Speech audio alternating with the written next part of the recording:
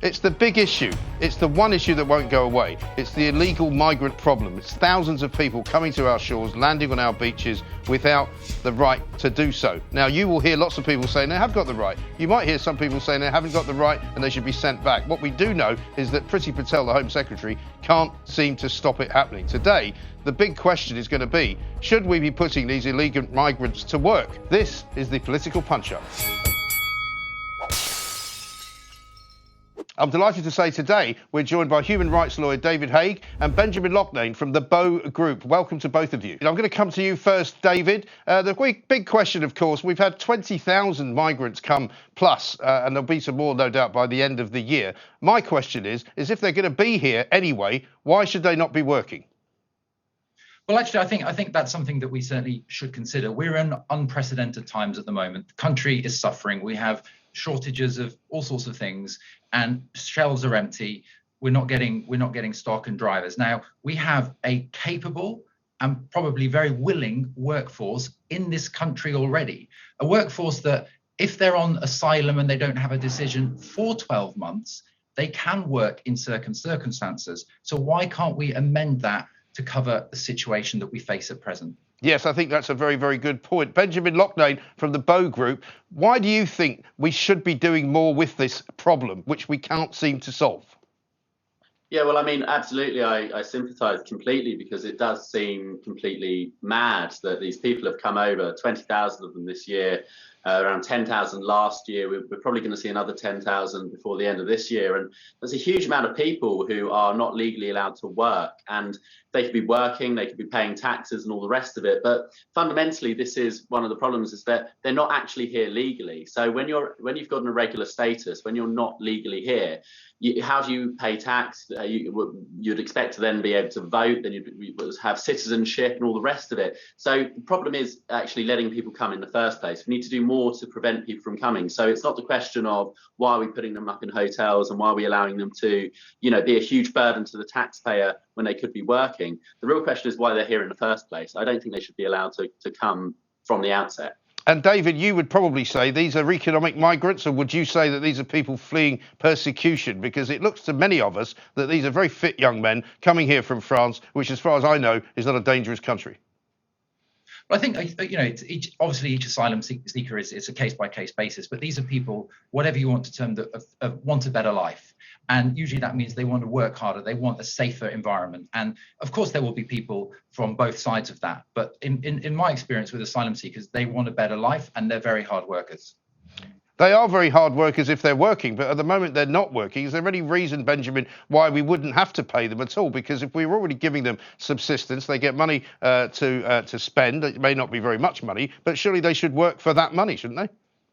Yeah, but once we accept the premise that they're working here and they're earning money here, we've already accepted that they're not being sent back, and that we're going to continue to allow this flow over the channel over the next coming years in their tens of thousands. And I don't think anyone wants to accept that as a premise. I think that's a completely mad thing to do. We need to say, yes, it would be better that they were working than being a burden to the taxpayer, but better than both of those options is that they're not here in the first place. They're not fleeing war or terror. They're coming from France. They've passed through multiple safe countries to get there, and they are not refugees. At the end of the day, they're economic migrants. The moment we start to say, oh, brilliant, come in, we'll put you up, and also you can now work here and you can actually start to form a life in this country, we have allowed our entire legal system around migration to go to pot.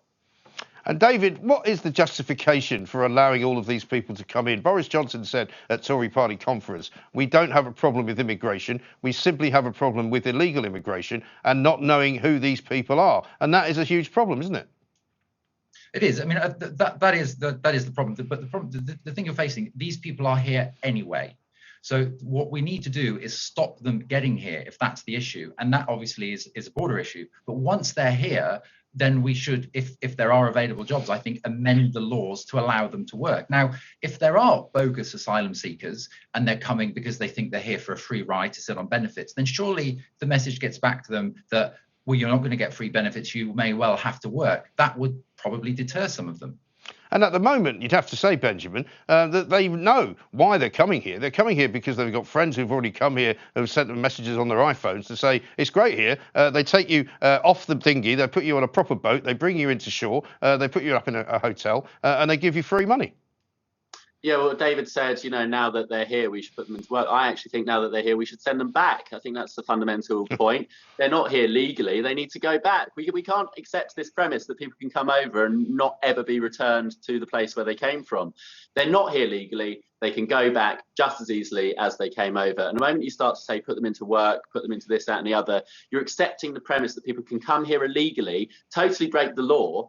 And at that point, what other laws do we start to allow people to break? It leads to the entire disintegration of law and order. Because, David, presumably you would be in favour of saying that these people should all be registered somewhere. The problem I've got is that I know people who are in touch with me all the time who live in places like Dungeness who say, yes, don't worry about the people coming on the RNLI ships. We see people just arriving on dinghies, getting out of those dinghies and walking into the town. Mm. Well, exactly. It's a clear problem that is only getting worse, and the solution is a very difficult one in terms of, from a human rights perspective. If people are here, we have existing human rights laws which are very clear, and existing asylum laws. So we need to change the laws if that's what we want to do. Well, we're supposed to be changing laws, David, aren't we? Because we heard from the Prime Minister and from Priti Patel recently that they are putting through a new bill which is going to make it more difficult for these people to come here. But what's your understanding of why that will make life different for them and when it actually comes in? Because I'm told it probably won't clear Parliament until the spring. Well, even if it does clear Parliament, the actual effect of that law and how it will work is yet to be seen. If it's going to be very difficult if you have asylum seekers coming over on a boat, they're in danger, and they come to the shores of England, to be able to just send them straight back from the human rights perspectives and the human rights laws that we have here, but also in Europe. So I think it's going to be very, very difficult, even with new legislation.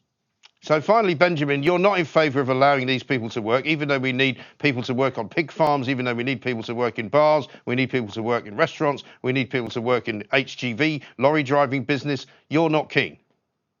No, because I think the fundamental problem isn't with the supply, it's with bureaucracy. So you look at the HGV lorry drivers, for example, there's over 54,000 backlog of the DVLA of applications for people in this country to become lorry drivers. I don't see how someone who's come over on a dinghy is going to go through the arduous and expensive process of becoming a lorry driver and have their application processed any faster than the 54 people still waiting in limbo. But really what David was saying about the Human Rights Act and the ECHR, I hope to God that Dom Raab has the stone to do what he said he's going to do in scrapping the HRA and replacing it with something more fit for purpose and withdrawing us from jurisdiction of the ECHR, because it's not human rights that protects, it is abuses of human rights that it protects and facilitates. And at the moment, people coming into the country illegally should be returned, and if there's laws in place which prevent that from happening, then they are standing in the way of justice and they cannot be called laws. As St. Augustine said, an unjust law is no law. So we need to send these people back. In the name of St. Augustine, David, if they are here, can we send them back? And if not, why not?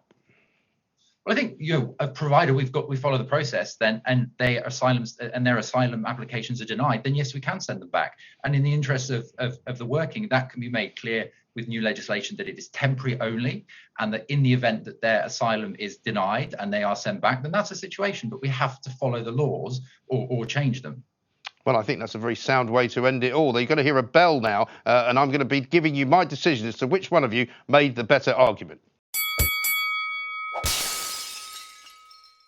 I have to say, you're both very, very good today. Normally, there's a very clear winner on this particular show, the Political Punch-Up. But today, I'm going to take some of your points, Benjamin, because you're obviously coming from the side of things where we don't really want to have so many people coming here illegally, and we have to stop them coming. David, I think your point that they are here, we might as well make some use of them while they are here. I'm going to say that I agree with Benjamin that we should keep them out. But I also agree with David that if they're here, they should be given the opportunity to work and to be of some benefit to society. So I'm going to have to call this one a score draw. Thanks to my guests this week for the Political Punch-Up. We'll see you next time.